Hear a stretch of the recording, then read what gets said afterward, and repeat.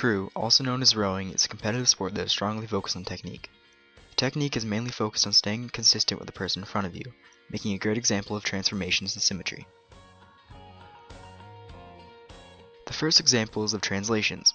A translation occurs when the image has all of its points an equal distance away and in the same direction of the pre-image, and the two have the same orientation.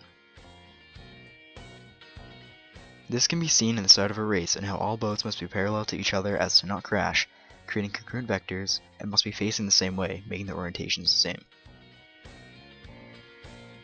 Second, reflections are present in a type of rowing called sculling. This is where the rower has an oar on both sides of the boat.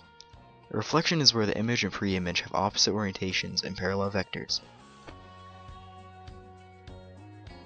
This picture helps to visualize the vectors, while you can see the opposite orientations in which direction each oar is leaving the boat. Third, glide reflections can be shown between sets of two in a boat. A glide reflection is simply by mapping an image onto a pre-image, by translating it before you reflect it. By translating the two rowers from further up the boat next to the ones in the bow, you can see the line of reflection between them and their opposite orientations. Lastly, rotations occur in every stroke. The point of rotation being the oar lock shown here, where the oar is allowed to navigate around and pull through the water. The blade of the oar can be thought of as the pre-image before each stroke, and the image can be where it lands after its rotation is finished.